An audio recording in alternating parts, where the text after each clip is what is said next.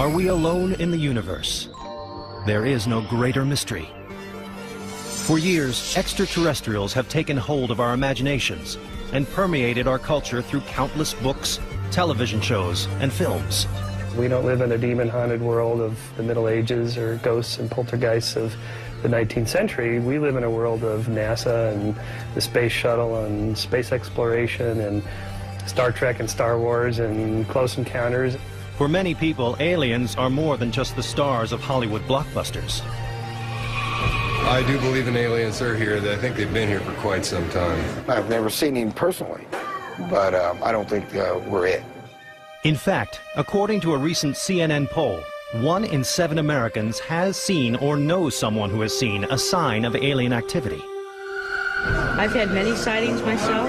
I've had many experiences. I've seen alien UFOs when I was in Vietnam. They were flying so fast, so far above what we had. As eyewitness reports pile up, 80% of Americans continue to believe that the government isn't revealing everything it knows about UFO activity. I believe that there's some kind of a mandate to cover up information that would reveal the truth about extraterrestrials. So is anyone out there? The best place to look for answers is at the site of the most infamous alien controversy of all, Roswell, New Mexico. Roswell is an extraordinarily important event because obviously it answers all the questions. Are we being visited? Yeah, an alien spacecraft crashed. The Roswell incident is a fascinating story, not of aliens, but of myth-making. These are the known facts. In the first week of July 1947, several Roswell residents saw a strange object blazing through the night sky. The next morning, a local rancher found debris from a crash out in a sheep field.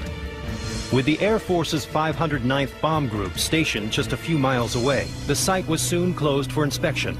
The head intelligence officer subsequently issued a press release to the local paper. A headline in the local Roswell newspaper pronounced that the Air Force had recovered a crashed flying saucer near Roswell. The headline went around the world. Hours later, a second press release rescinded the first one, saying a mistake had been made. The recovered wreckage was from a weather balloon, not a flying saucer. To suggest that the base intelligence officer of our most elite military unit at the time, the 509th Bomb Group, could not identify rubber and tinfoil, instead thinking that that was a spaceship, that's an insult to us and to them. Was it a spaceship or a balloon that crashed on that fateful night in 1947? A trip to downtown Roswell reveals a lot about what version of the story appeals most to visitors and locals alike.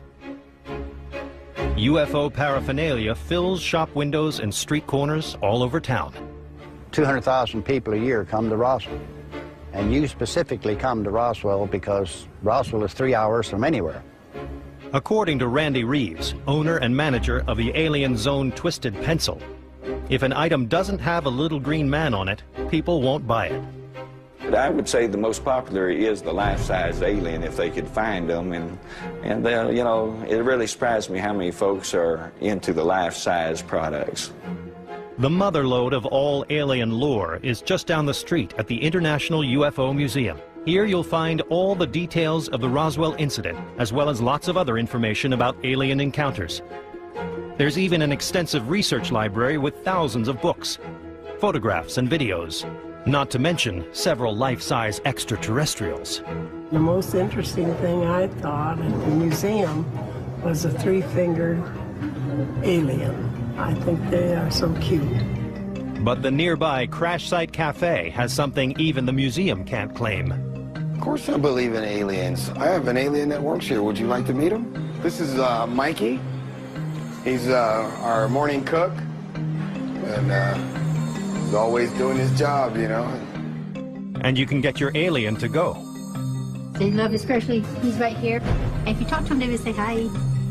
But the Roswell incident hasn't just become about cute toys and novelty bumper stickers. Nearly 50 years after the mysterious crash, UFO experts continue to devote serious attention to this bizarre event, and many of them are still trying to prove that it was, in fact, an alien spaceship and not a weather balloon that crashed in the field. I've been doing the research for the last 25 years and full-time for the last 10 years. Roswell investigator Dennis Balthaser has interviewed hundreds involved and believes the government's actions suggest a deliberate cover-up.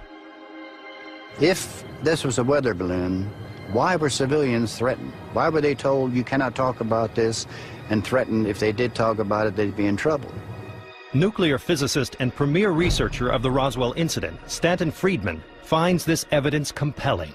When you have people like Thomas Jefferson Dubose, the chief of staff to the head of the 8th Air Force, a colonel and a general when I talked to him, retired, when you have him tell you flat out that he took the call from his boss's boss telling him to cover it up and send some of the wreckage up there. He was in Fort Worth, Texas. The boss was in Washington. And don't ever talk about it again. And I got that straight from him. That's not a third-hand story. You have to respect that. Colonel Jesse Marcel, the base intelligence officer, described to Friedman the strange debris found at the crash site. There were no wires. There were no vacuum tubes. No little tag saying made in Oshkosh. You know, airplanes are made out of standard parts. There were some I-beam-like pieces, the shape of an eye, except only this big. But they had the weight of balsa wood, and they had strange pastel purple symbols along the inside of the I-beam. None of this was conventional. The debris was brought back to the hangar here and guarded for a few days prior to being shipped out to Patterson Air Force Base in Ohio. But it wasn't just debris that was shipped out of town. Reports from retired military personnel may prove something much more disturbing had been found at the crash site. Coming up, alien bodies emerge from the site of the mysterious crash. They were most often described as little people between 3.5 to 4 feet tall, with large heads, slightly slanted eyes, and a frail body. And later, an alien abduction may offer clues to extraterrestrial intentions. I'm sure somebody on board said, "Oh, why did that idiot go underneath the saucer?"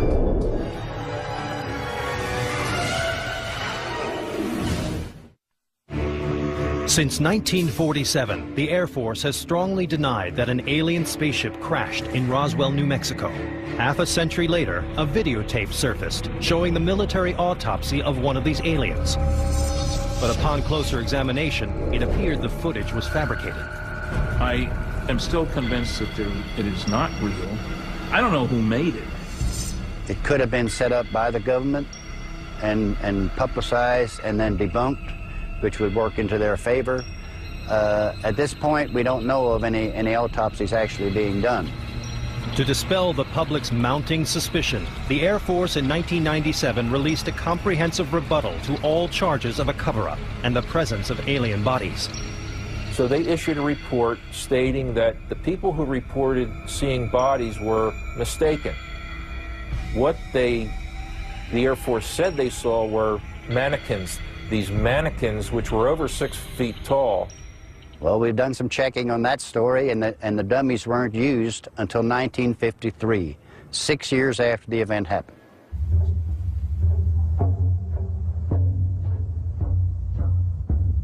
Today, Roswell investigators know they need more solid evidence to prove that aliens exist.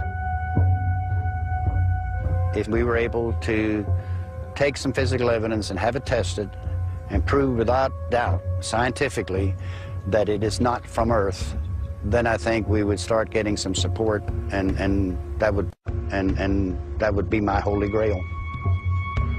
For most people, the biggest question is why the government would expend so much energy for so long to cover up the existence of aliens. The answer may lie somewhere along Nevada State Highway 375, otherwise known as the Extraterrestrial Highway, for the many UFO sightings that have been reported along this lonely stretch of road.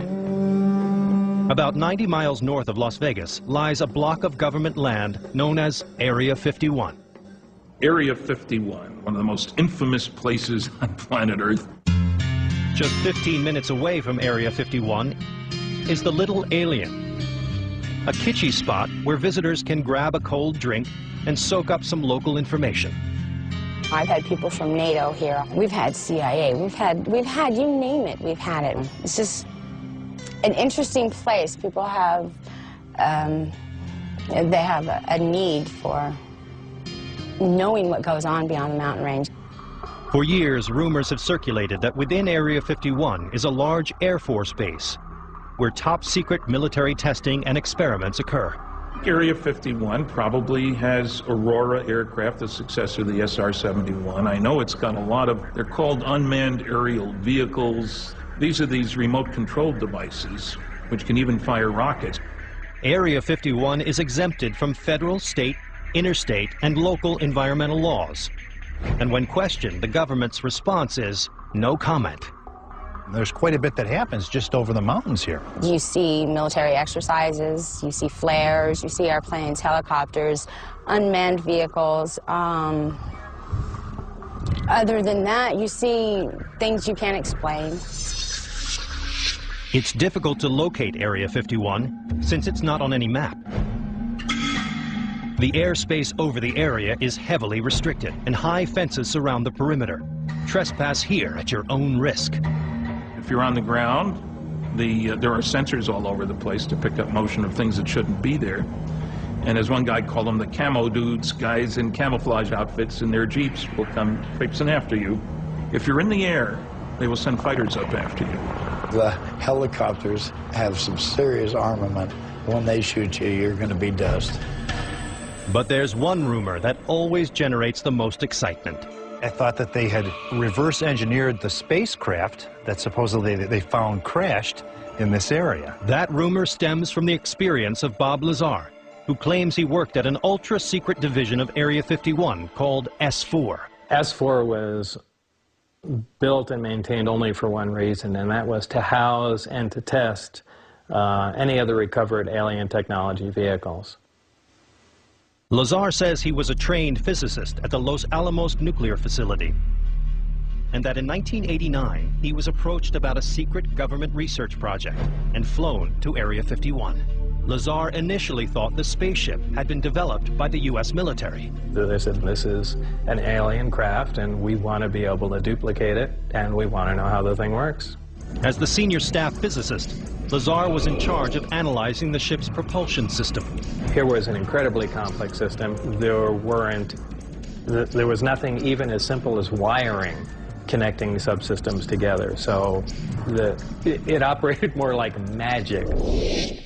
Every single waste thing that was going on was being utilized by something else. So it was, for all intents and purposes, completely perfect. Over the next few months, Lazar and his team made little progress in understanding how the craft worked. We were dealing with something that could have some just fantastic impact, but at the time we didn't even have the slightest chance on how to duplicate the system or really even understand what was going on. It wasn't your typical day job. Lazar would get called into work erratically, sometimes late at night. After 6 months, the calls stopped coming. Lazar told a few close friends about his experience, and then things got scary. They started following me around more than usual. And friends that I hung around, they even started noticing people following us around. And I started getting a little concerned, thinking, am I all of a sudden going to get wiped out in some way? And this really started looking like a Mission Impossible episode. Lazar claims he went public with this story to protect himself. But many people, like UFO expert Stanton Friedman, don't buy any of it, calling Lazar a fraud. He isn't a nuclear physicist. He doesn't have a degree from anywhere. Didn't go to MIT or Caltech, as he claimed. That he didn't work for Los Alamos. He worked at Los Alamos for a subcontractor. But Lazar insists that the government deleted all of his academic and professional files. They've gone to great lengths to discredit everything that I've said.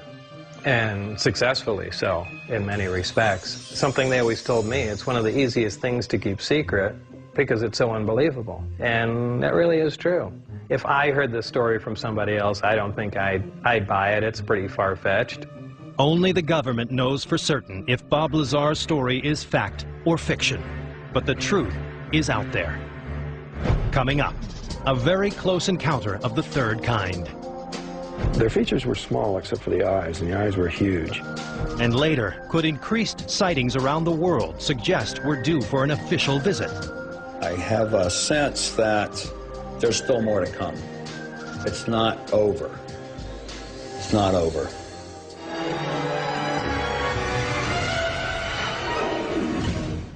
Three hours north of Phoenix, the small town of Snowflake lies at the edge of Arizona's White Mountain region, a popular destination for camping, fishing, hiking, and skiing. This high-altitude area enjoys plenty of sunshine year-round. But you don't want to be stranded on these mountains on a cold, dark night. Just ask Travis Walton.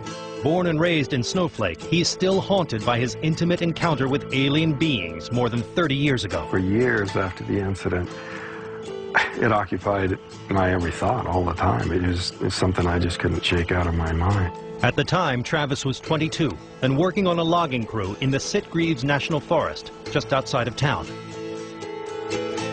On November 5th, 1975, the team of 7 men piled into a pickup truck after a long day's work and headed home just after dusk.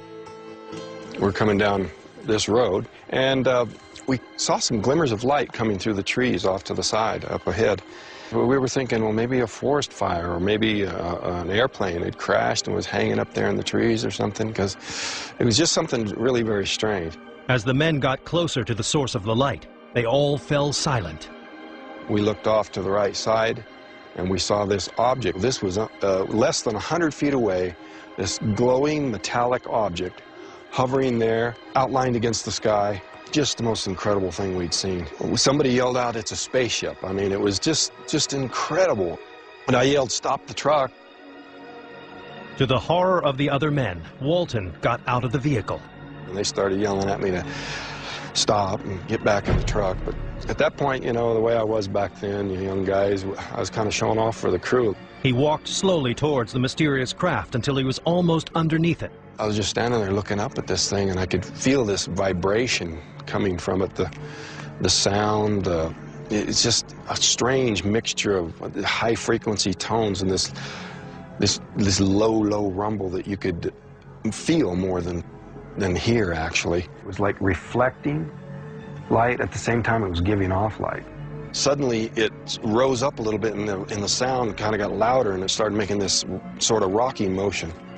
And those guys just, "Get out of here, let's go, let's go." So I just decided I was going to make a dash for it, and I raised up and turned to go, and wham! I just felt this shock hit me, and it's kind of like an electrical shock. It's just this numbing sort of thing, and I was just unconscious. But the guy said that a blast of energy come out of the bottom of this thing, and it just lit up the whole area, just almost blinding. And they said he just picked me up and threw me back through the air. And they said my body went so far and landed so limp, they just thought he'd killed me. In a frenzy of fear, the crew took off, leaving Travis behind. A lot of people criticize these guys, you know, how come they didn't stop and save their friend? But, you know, you know, we had no guns, and, you know, what are these guys going to do? You know, all they could do is maybe, you know, become victims themselves. So, you know, I really don't find fault with the fact that they took off. They just did what I probably would have done, you know. Though they knew they'd sound crazy, the loggers called the town sheriff and explained what had happened. The sheriff interviewed the men, and he was very struck by the fact that the men were so shook up. You know, their faces were white, they were shaking. You know, one of the guys was still crying, and so they were convinced that something very serious had happened. 3 of the loggers came back to the forest with the sheriff and other law enforcement officers later that same night. But no trace of Walton could be found. The next day, his disappearance launched a worldwide story and a massive hunt. There was over 50 men combing this area, 4-wheel drives, men on horseback. There were airplanes and helicopters crisscrossing the area. They even brought in tracking dogs. But after 4 days of fruitless searching, it became clear that no one knew where on Earth, or elsewhere, Travis Walton was. Neither did Walton. When I came to, I was lying on my back on a hard surface, and I could see a light above me. I was thinking I was in a hospital. But Walton soon realized these doctors weren't human. When I finally got where my eyes could focus, I saw this creature standing over me. They were small, just a little over 4 feet tall. They had a mouth and a human arrangement of features, and their features were small except for the eyes, and the eyes were huge. Another group of aliens then held Walton down and placed a mask over his face. That was the last thing I remember. I woke up lying face down on the cold pavement here in the dark, and I could see a light coming from above. I looked up to see this craft hovering there. You know, it was just there for a second when I looked, and it was shot straight up and was gone from sight almost instantly. Walton found himself near the town of Heber, 30 miles from where he had been abducted. He stumbled into the deserted town and called his family from a payphone. When they arrived, Walton learned just how long he had been gone. I thought that this was the same night.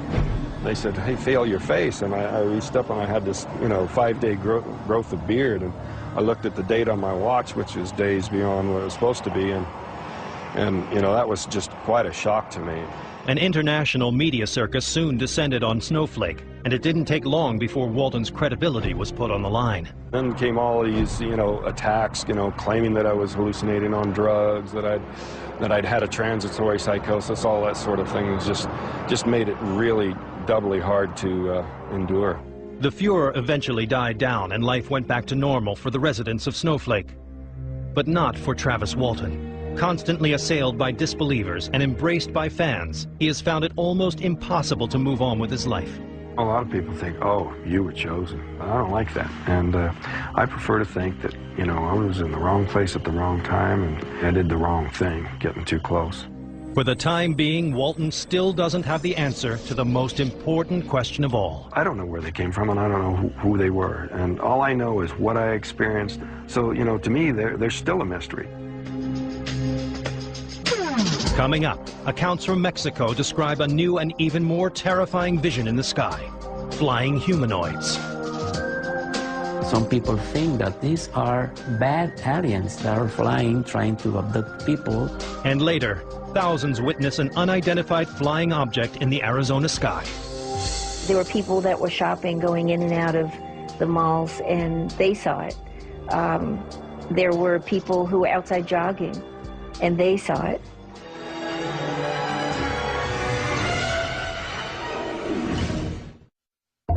Mexico's balmy breezes, vibrant culture, and delicious cuisine have made it one of the world's most popular vacation destinations.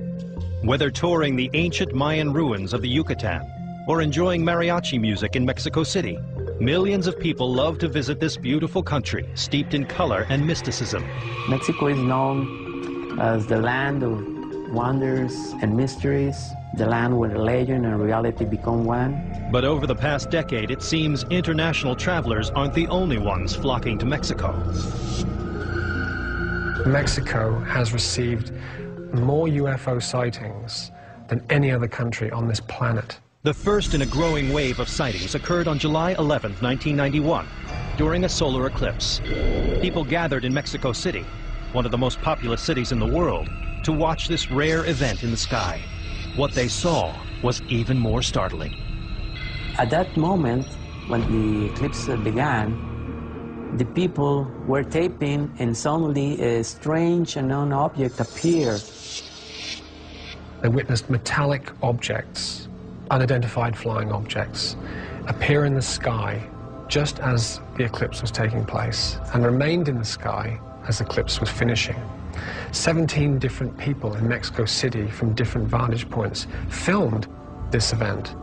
The images that got caught on tape were so spectacular, were so real, were so nitty, so explicit, that we finally realized that we have a very solid and important evidence with many witnesses from different places. From that day, the Mexican people realized that it was real. Since 1991, hundreds of UFO sightings have taken place across Mexico, many during the day.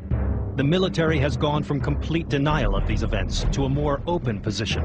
The Mexican government, the authorities, the military, have been kind enough to talk about the phenomena, to give comments, to acknowledge that most of the incidents really took place, that they believe in the phenomena, they don't have still any explanation, then that's the truth.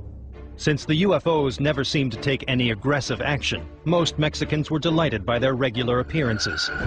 But that all changed on January 16, 2004, when a trembling young police officer told reporters he had been attacked by a flying creature in the city of Guadalupe.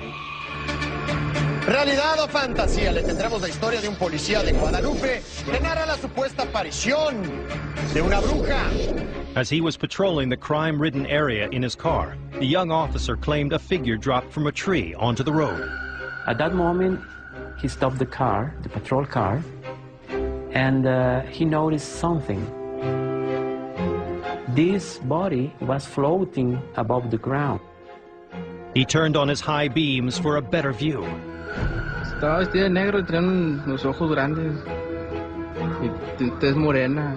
Ya no alcancé a ver más. Estaba vestida de negro, traía un gorro con una punta hacia atrás. Pero no tenía nada de escoba, nada. Pero iba volando sola. The creature then suddenly flew at the car, smashing repeatedly into the windshield. So he put the car in reverse, the patrol car in reverse, trying to run away. He asked by radio for backup, and this flying thing was trying to grab her through the windshield. She was looking at him. It was very close. Terrified, the police officer raced backwards, hitting a wall and losing consciousness.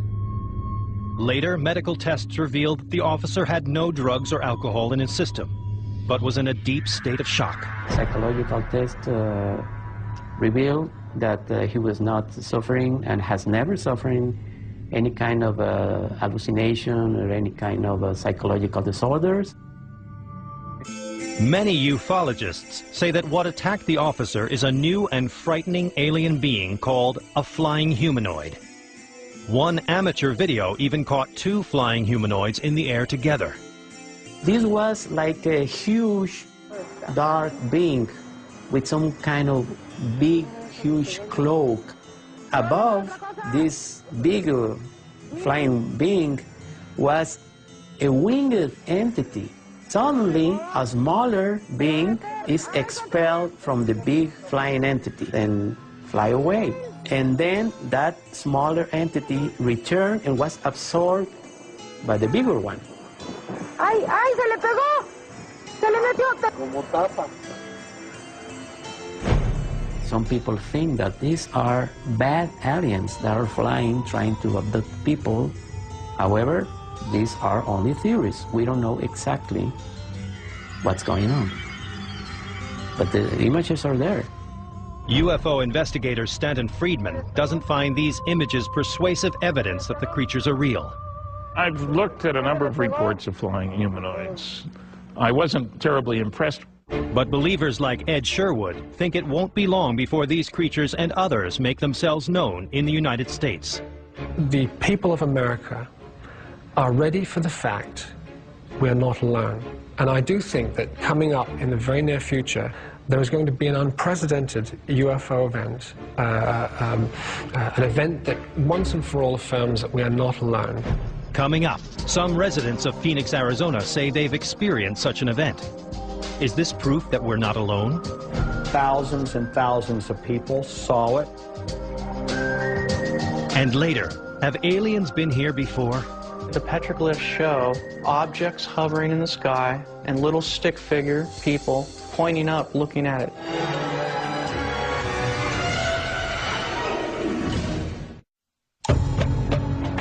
The desert climate of Phoenix, Arizona has made it one of America's fastest growing cities.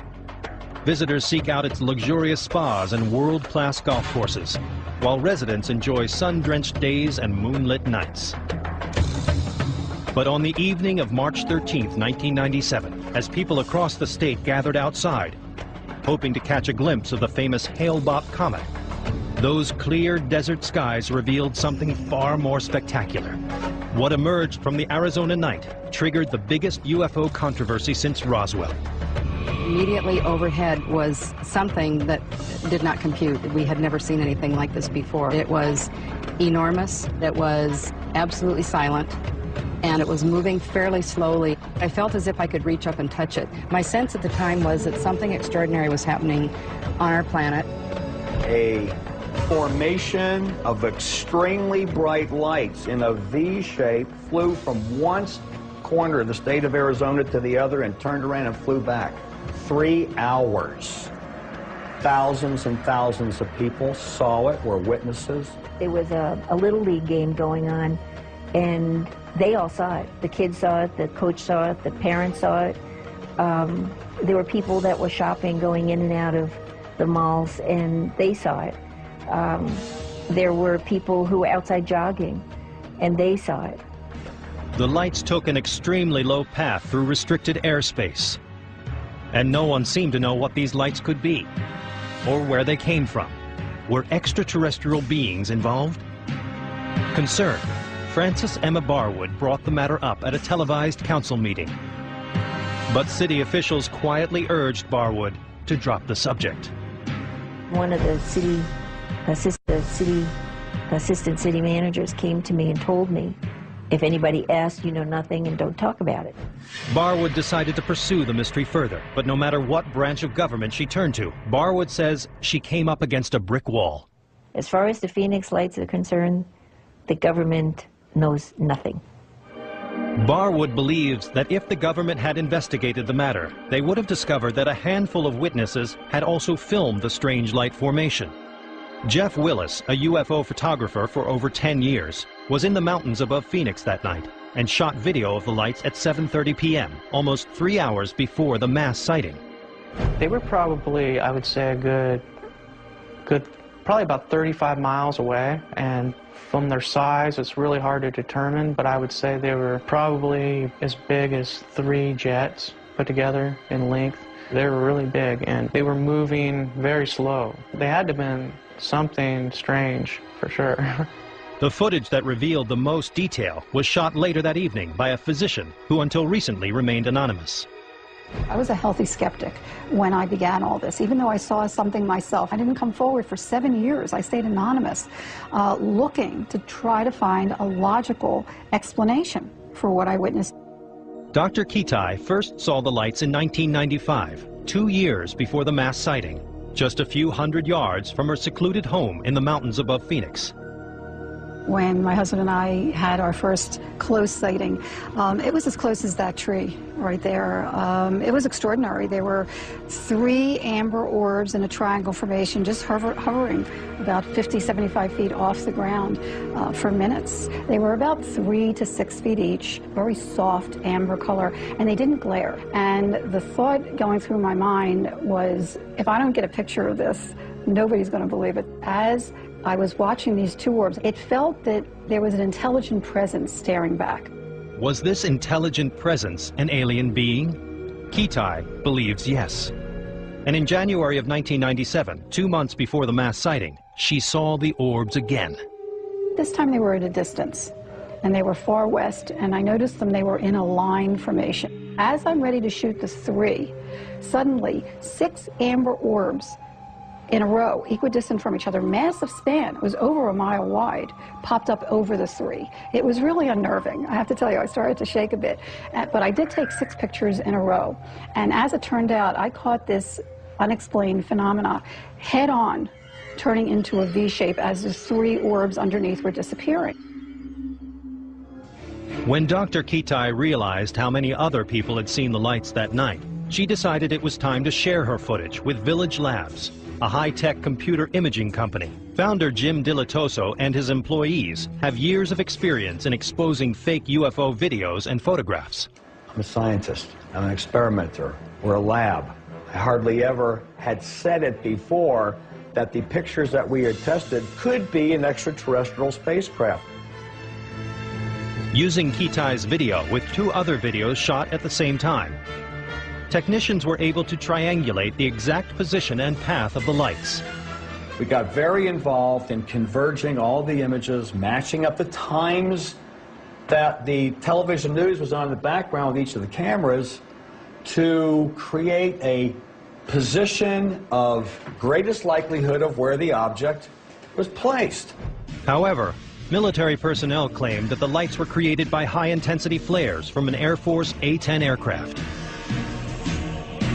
I think that best explains the eyewitness accounts and the actual videotape that we have of them. I mean, we have pretty good videotape. You can see them sort of coming into the screen, one after another, almost like there's a helicopter or a plane overhead that you can see, dropping them one by one. But many Phoenix residents found the government's explanation difficult to swallow. They said, oh, we forgot. There was this group of planes that came in from Maryland, and they flew all the way into Arizona, and nobody knew about it. That's like saying that I can build my own F-15 in my garage and roll it out on the street and then start dropping bombs all over the place and then fly it back down and put it in my garage. And they would say, oh, we don't know what that was because we had no knowledge. I had seen this up close and personal in '95, and nobody can tell me that it was military. This was extraordinary technology in a private gated area. To determine whether the lights were flares or not, the technicians at Village Labs compared the optical properties of the lights to footage of military flares. Our contention is that there is no scientific data that these could be flares. We came to the conclusion that they were orbs, that they were balls, that they were steady, they were consistent. Jim Dilatoso and his team also spoke with hundreds of eyewitnesses about the size and shape of what they saw.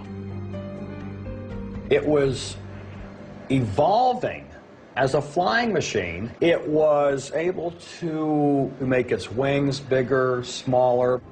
So what, according to Jim Dilatoso, are the Phoenix Lights? It's not flares, not A-10 aircraft in formation, not an Aurora aircraft, not a hologram, not a bunch of rich guys in lighter-than-air airplanes in formation. It was an unknown. We couldn't get a match to anything. It's an unknown. An unknown. Those who've seen them believe to be UFOs.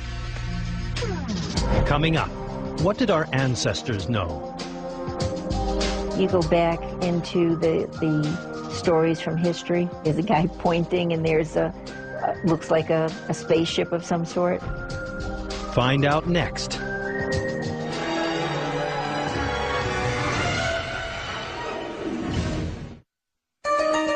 Aliens have never been as popular as they are right now.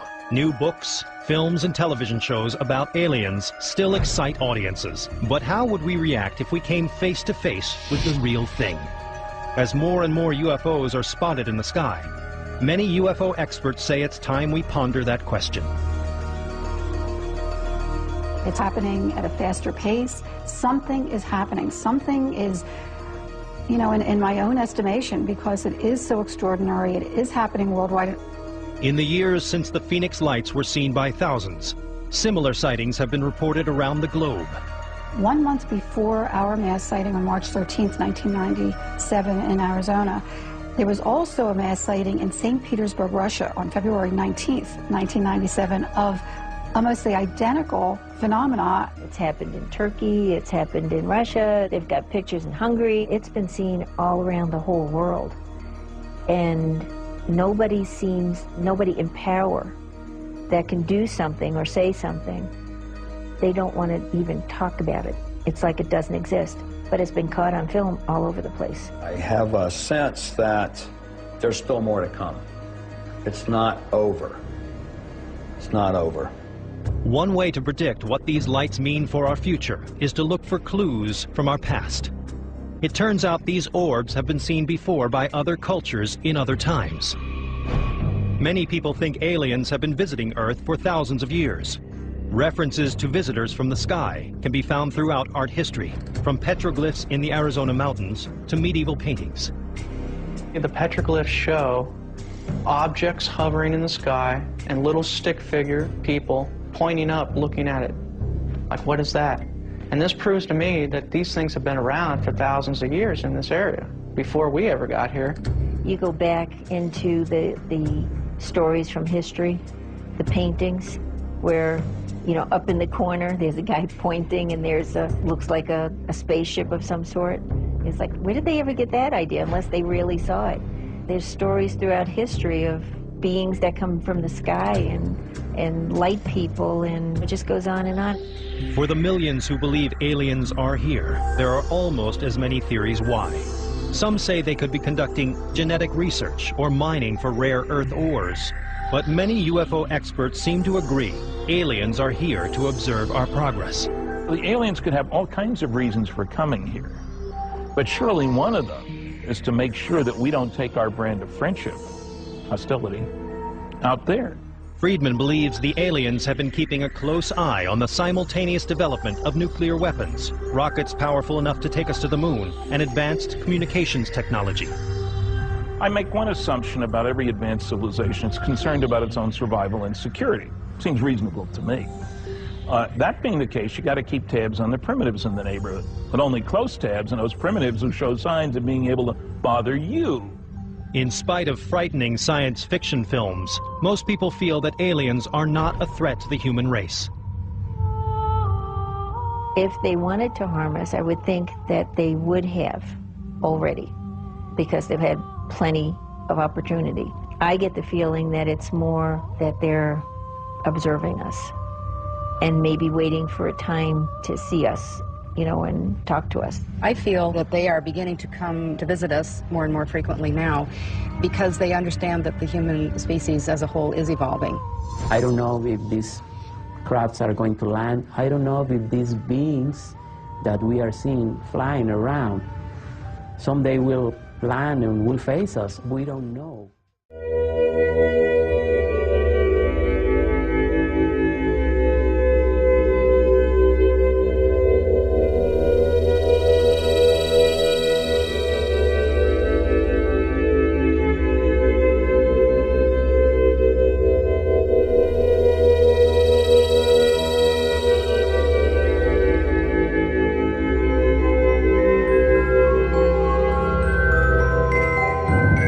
Have you ever wondered, how would it feel to be taken by visitors from another world, held without consent, without function, without control?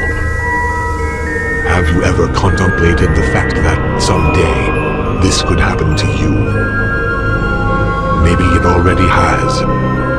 And if it had, have you ever wondered, would you even remember? Over 100,000 abductions are reported each year, although the percentage of real abduction cases is low in comparison to the amount reported, the ones that are true and real. For some viewers, may be disturbing. Calm. These paranormal encounters are intriguing to most, yet for some, an extremely disturbing reality. Betty and Barney Hill might seem unlikely candidates to rewrite UFO history. Betty was a department supervisor in the state government. Barney worked for the Postal Service. They were driving home to New Hampshire from a vacation in Canada when their encounter began. As they motored down Route 3 in the isolated White Mountains, Betty noticed a curious star in the sky that seemed to be following their car. The Hills stopped the car as the light got closer to them. Peering through binoculars, Barney reported seeing red, amber, and green flashing lights. Panicked, Barney jumped back in the car and started speeding down the road. When the Hills arrived home to Portsmouth, New Hampshire, they realized that the trip had taken 2 hours longer than expected.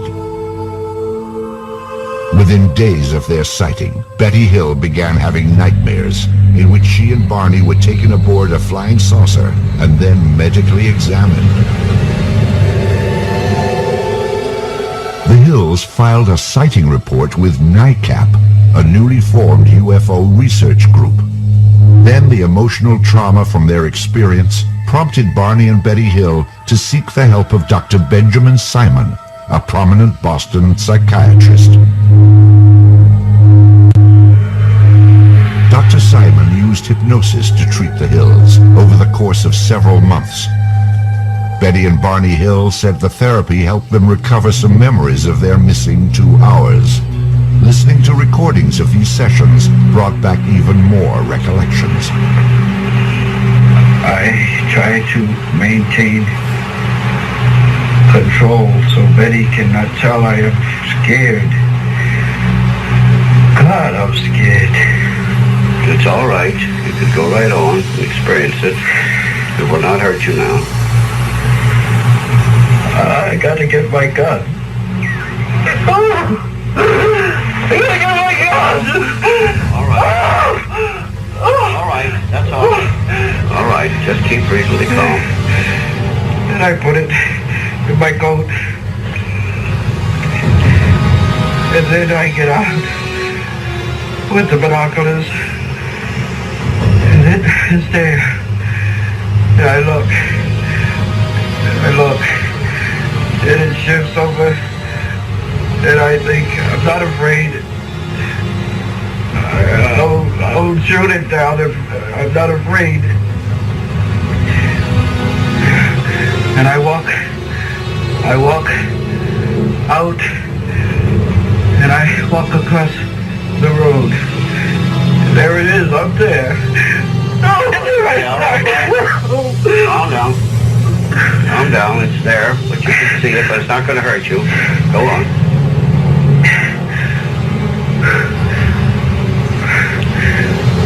Why doesn't it go away? Look at it. It doesn't matter. Barney Hill would later make sketches to illustrate his story. It's very big, and it's not that far. And I can see it tilted toward me. Tilted? And what does it look like now when you say tilted? Did you see wings? Looks like a big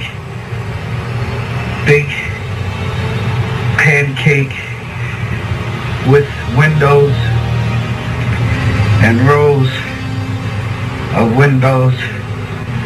And rows of windows like a commercial plane? Rows of windows. They're not like a commercial plane because they curve around to the size of this pancake. And I look up and down the road. Can't somebody come tell me this is not there?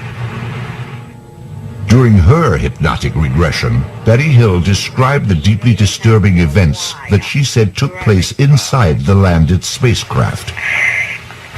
So then they roll me over on my back, and the examiner has a long needle in his hand, and I see the needle, and it's bigger than any needle I've ever seen.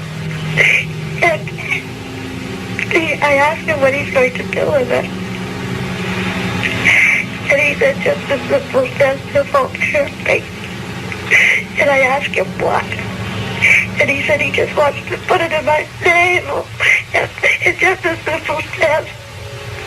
And I tell him, no, it won't hurt, don't do it.